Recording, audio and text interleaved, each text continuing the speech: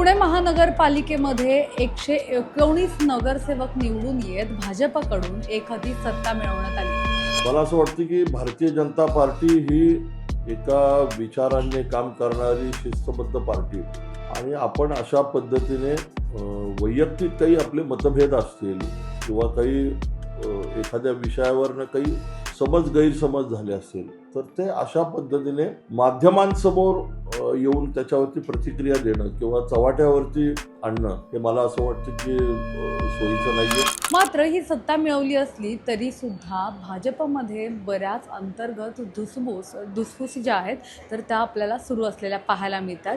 जेव्हापासून निवडून आलेल्या या महिला नगरसेविका आहेत तर त्यांच्यामध्ये मागच्या काही दिवसांपासून अंतर्गत वाद आहेत तर ते सुरू असल्याचं पाहायला मिळालं। आपल्याला माहिती आहे की कोथरूड परिसरामध्ये असणाऱ्या राजश्री काळे असतील, त्यासोबतच रोहिणी चिमटे असतील, यांच्यामध्ये टक्केवारीवरून एक वाद निर्माण झाला होता आणि त्यानंतर आता आणखी एक भाजपच्या 2 नगरसेविकांमधला वाद समोर येताना पाहायला मिळतो।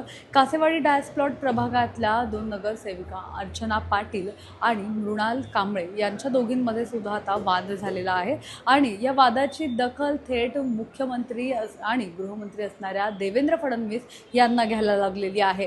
नेमका हा वाद काय झाला तर पुण्यात पोलीस जेव्हा महानगरपालिकेच्या निवडणुका पार पडला त्यानंतर प्रत्येक प्रभागाप्रमाणे जाऊन त्यांनी त्या झोन वाईज त्या नगरसेवक आणि नगरसेविकांसाठी भेटीचे कार्यक्रमांचं आयोजन केलं होतं आणि असाच झोन 3 म्हणजे परिमंडळ 3 मध्ये सुद्धा असाच कार्यक्रमाचं आयोजन केलं होतं आणि यामध्ये त्या भागामध्ये येणारे जे सगळे प्रभाग असतील तर तिथले नगरसेवक आणि नगरसेविकांनी यायचं होतं आणि आपल्या भागामध्ये नेमके काय काय प्रॉब्लेम्स आहेत तर ते पोलीस आयुक्तांना सांगायचं होतं।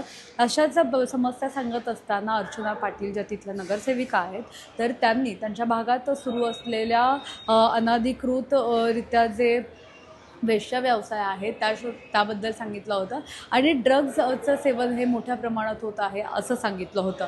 हा वाद झाला आणि त्या वादानंतर तिथे काहीतरी जातीय वादसुद्धा झाला असल्याची माहिती मिळते। यानंतर पोलीस आयुक्त अमितेश कुमार यांच्यासोबत एक मीटिंग होती।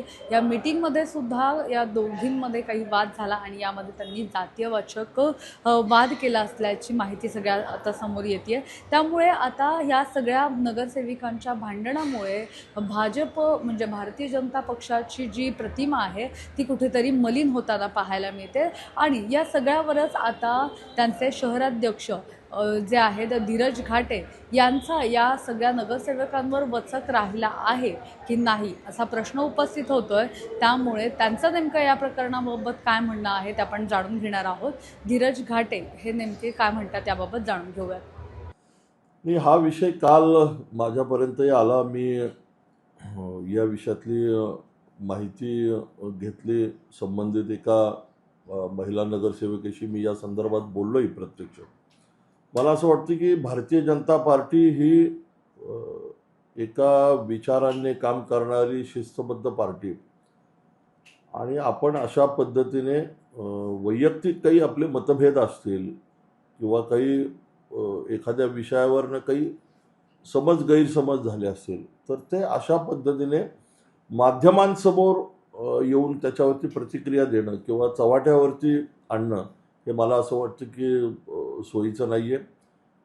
पक्षामध्ये अशा गोष्टी चालत नाही, पक्ष हे खपवून घेणार नाही आणि या संदर्भात पुण्यात आपले वरिष्ठ नेते आहेत, आपले केंद्रीय मंत्री मुरलीधर मोहोळ आहेत, चंद्रकांत दादा आहेत, माधुरीताई आहेत, आपले प्रदेश अध्यक्ष आहेत रवींद्रजी चव्हाण। या सर्व मंडळींसमोर मला असं वाटतं की हा विषय निश्चित बसून याच्यावरती चर्चा केली जाईल, कारण असा एखादा प्रकार घडला तर पक्षाची प्रतिमा यांनी मलिन होती।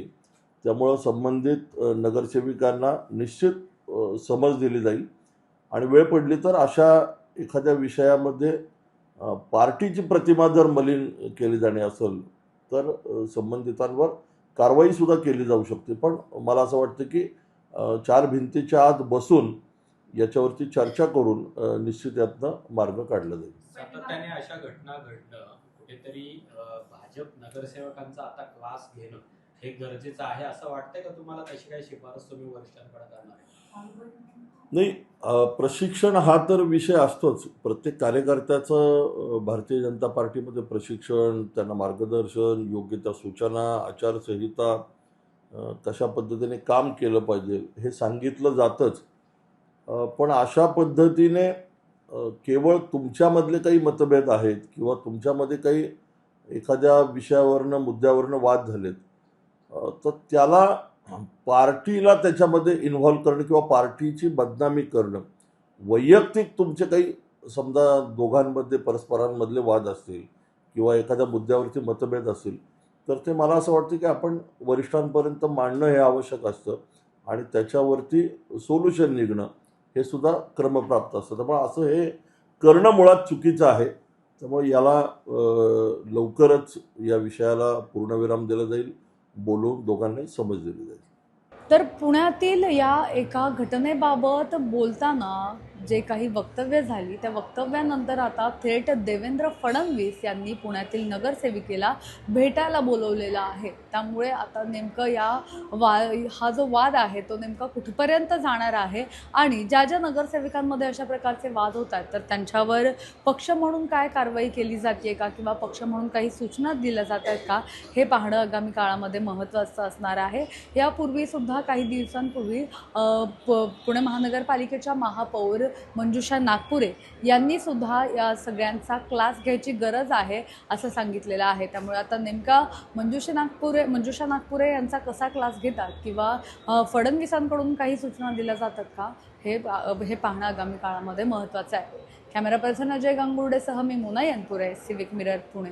भारतीय जनता पक्षामध्ये नेमकं चाललंय तरी काय आणि पुण्यातल्या 2 महिला नगरसेवकांच्या वादानंतर आता थेट देवेंद्र फडणवीस म्हणजे राज्याचे गृहमंत्री आणि मुख्यमंत्र्यांनी नेमकं या नगरसेवकांना भेटायला काय बोलवलेलं आहे, नेमकं काय प्रकरण आहे ते जाणून घेणार आहोत आपण आजच्या या स्पेशल रिपोर्टमध्ये.